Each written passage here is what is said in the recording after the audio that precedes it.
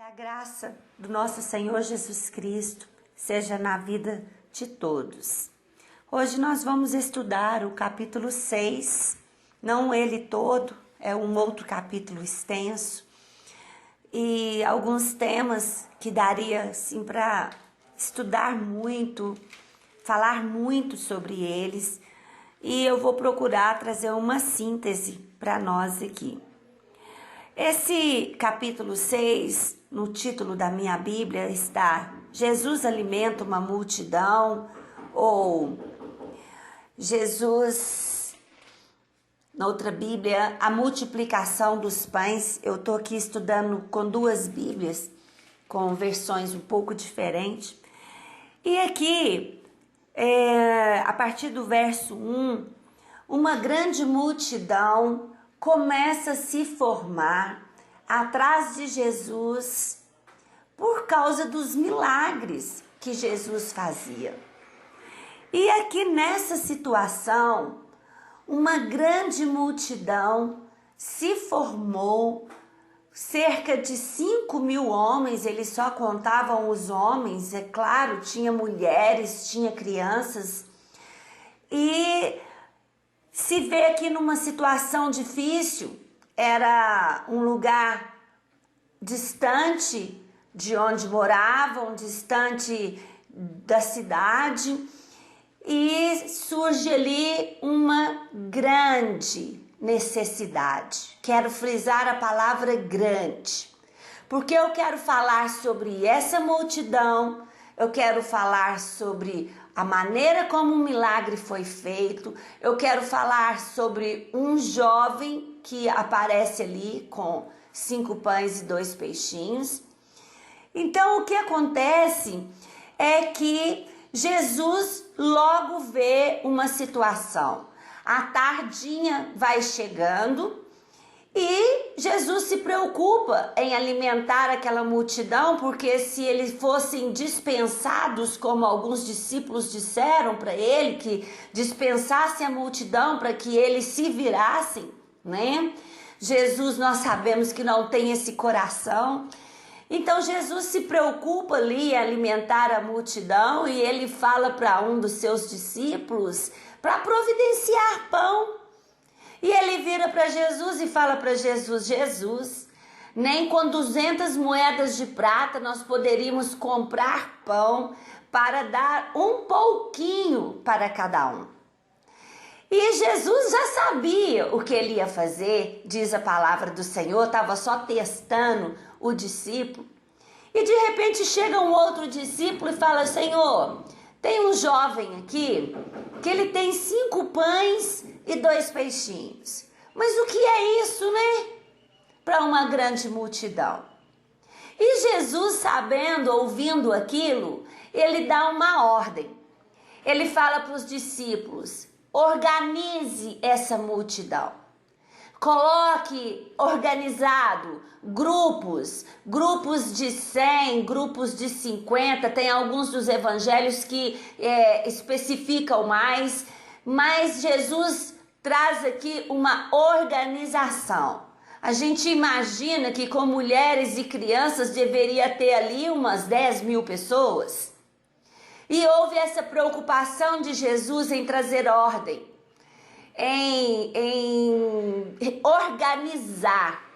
Já tudo que Deus, através de Jesus, faz, traz lições e aprendizados para a nossa vida. Sempre precisamos colocar ordem na nossa vida. Sempre precisamos analisar o que pode ser melhorado, o que pode ser aperfeiçoado e principalmente organizado, horários, né, no nosso dia a dia, agenda no nosso dia a dia.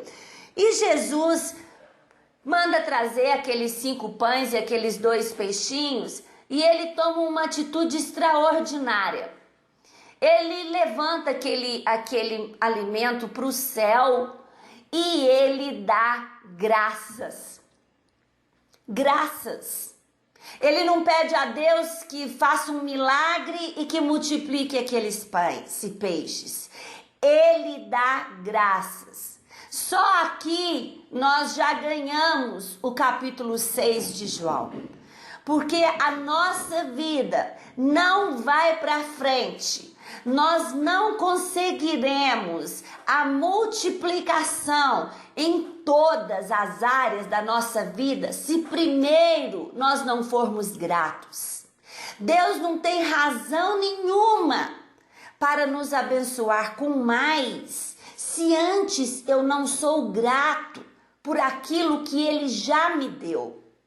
E outra coisa também muito interessante aqui é que o próprio discípulo achou aquilo assim desprezível para uma situação daquela, para uma multidão daquela. E Deus, Ele nos pergunta como nós estamos considerando o que nós já temos. Insignificante? Desprezível? O salário é insignificante, é desprezível, né? A nossa casa, o carro que temos, a bicicleta que temos, a saúde que temos, os filhos que temos, a família que temos, a igreja que temos. Como nós consideramos ela? Será que como esse discípulo que diz, mas que fazer com só isso? Deus cria do nada. Então, o que nós temos é mais do que suficiente para Deus. E Jesus, então, dá graças e o pão e o peixe é multiplicado. E é distribuído ali para a multidão, organizadamente. É distribuído para a multidão. E, assim, mais lindo, eu não deixo de tirar essa palavra lindo, é que ainda sobram 12 cestos de pães. E a multidão se fartou de pão. Para eles foi uma coisa extraordinária. Nós estamos falando de uma região seca, onde ter pão, onde ter água, era difícil. Por isso, Jesus traz esses exemplos, falando sobre pão, falando sobre água. Não é igual hoje que nós temos o supermercado, que nós podemos estar nos fartando toda semana, todos os dias, renovando o nosso estoque. Não, ali era diferente. A linguagem que eles entendiam bem era pão, era água. E Jesus não desperdiçou o que eles entendiam bem para exemplificar, para mostrar quem ele verdadeiramente era. E nós vemos ali um milagre completo, um milagre onde sobra. E eu sempre gosto de falar sobre isso, que Jesus ele é perfeito, ele é completo, porque dava para imaginar Jesus fazendo ali uma multiplicação e só desse para alimentar os homens, as mulheres e crianças, não. Ou só alimentar metade das pessoas. Jesus sempre mostra para nós que ele é além. E depois dessa situação, né, os discípulos pegam o barco para atravessar ali o lago ou o mar. E quando eles estão lá no meio, Jesus tinha se retirado para orar por uma causa. A multidão, mais um personagem que eu esqueci de citar aqui. O personagem multidão. A multidão não entende nada. E eles queriam, Jesus sondando o coração, eles queriam pegar Jesus e elegê-lo como rei. Porque eles pensavam, ele fazendo milagre assim com pão, com peixe, não vai nos faltar nada. Mais uma vez nós vemos a ignorância das pessoas buscando Jesus pelo que ele pode fazer e não pelo que ele é. E eles queriam colocar Jesus como rei por causa da multiplicação desses pães e peixes. E Jesus sobe ao monte, se retira ali, né, em oração. Os discípulos pegam o barco, vão, seguem mar adentro, né? E uma tempestade se forma E Jesus então vai até eles, vai socorrê-los, né? Uma grande lição para as nossas vidas. Nunca pense, caia na tentação de pensar que na sua luta, que na minha luta, que na sua prova, você está sozinho, porque Jesus sempre chega, sempre está conosco, sempre vem socorrer, sempre vem nos dar o escape, né? E Jesus, como que Jesus chega até eles? Andando sobre as águas. Nós vemos aqui Jesus nos dando mais uma lição. Ninguém nunca andou sobre as águas. Ninguém nunca, de todos os milagres que nós temos no Antigo Testamento, andou sobre as águas. E Jesus anda sobre as águas. Jesus é acima da luta, é acima da morte, é acima do problema. E é assim que Ele quer que nós andemos. Não literalmente em cima das águas, mas que nós andemos acima das nossas lutas, das tentações, do pecado, dos problemas, que nós andemos acima, né? E depois, no verso 25, Jesus começa de novo a mostrar quem Ele é. Jesus, o pão da vida. E Ele diz no 26, eu afirmo a vocês que isto é verdade. Vocês estão me procurando porque comeram os pães e ficaram satisfeitos, e não porque entenderam os meus milagres. Não trabalhem a fim de conseguir a comida que se estraga, mas a fim de conseguir a comida que dura para a vida eterna. O Filho do Homem dará essa comida a vocês, porque Deus o Pai deu prova de que Ele tem autoridade. Aqui Jesus está falando novamente, né?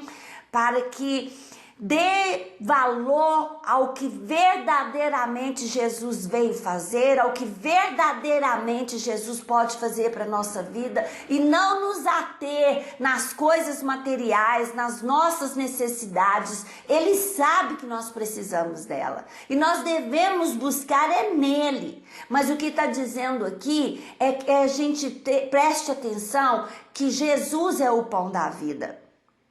E que nós precisamos deste pão da vida, muito mais do que as coisas materiais. E no 28, o que é que Deus quer que nós façamos? Perguntaram para ele. E eu vou ler uma outra versão que diz assim: disseram-lhe, pois, que faremos para executarmos as obras de Deus? Jesus respondeu e disse-lhes: a obra de Deus é esta, que creiais naquele que Ele enviou. Preste atenção que a pergunta é as obras de Deus. E Jesus responde: a obra de Deus é essa, é só essa. Porque a partir disso todo o resto vai acontecer. Que creiamos que naquele que Deus enviou, que creiamos, que tenhamos fé nele, que o recebamos na nossa vida, que damos a ele o verdadeiro lugar, o primordial na nossa vida. Essa é a obra, a única obra que Jesus cita aqui na palavra dele. E no verso 32, eu afirmo a vocês que isto é verdade. Não foi Moisés quem deu a vocês o pão do céu, pois quem dá o verdadeiro pão do céu é o meu Pai. Porque o pão que Deus dá, aquele que desce do céu e dá a vida ao mundo. Queremos que o Senhor nos dê sempre desse pão, pediram eles. Eu sou o pão da vida. Quem vem a mim nunca mais terá fome, e quem crê em mim nunca mais terá sede. Aí eles começam aqui a se interessar por esse pão. Nós queremos esse pão. E Jesus diz: mas eu sou o pão da vida, o verdadeiro pão que desceu dos céus. E encerra dizendo: E a vontade de quem me enviou é esta, que nenhum daqueles que o Pai deu se perca, mas que eu ressuscite todos no último dia, pois toda a vontade do meu Pai,